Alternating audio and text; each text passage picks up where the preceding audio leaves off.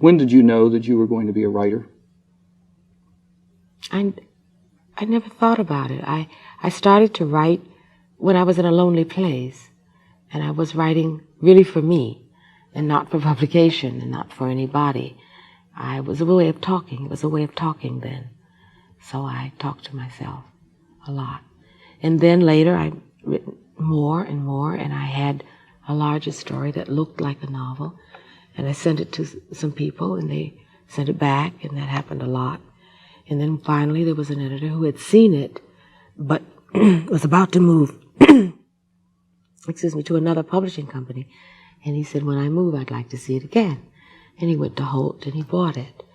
And by that time, I had begun to write, you see, and I didn't want to stop. I didn't want to think any other way. It was so terrific to be able to see the world that way. It was coherent. Things that were disorganized for me before made sense when I manipulated it. I saw colors and remembered music and language.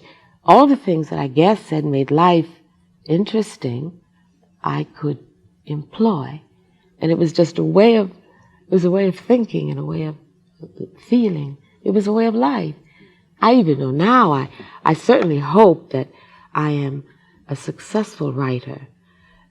But I know that if there were no publishing companies left in the world, I would still do it.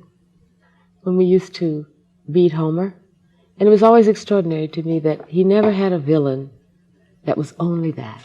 The Cyclops, you know, who ate those men and was really an awful, awful monster. There's that marvelous passage, you know, when he's talking to the sheep as they're going out of the cave and all the men are underneath, and this last one, and he talks to him as though he were his friend. And at that moment, you feel very sorry for this man that 20 pages earlier had been eating human beings. And I was a little annoyed by Ulysses for calling him names and tricking him. That ability to see both sides. Toni Morrison, why in a period of 10, 20 years, when many people would say equal justice under the law, better housing, better schools, these are the things we should consider ourselves with in fact and perhaps in our fiction. Why is it that you have dared to go all the way out and say storytelling, myth, belief in magic, these are also important? Well, it's truth.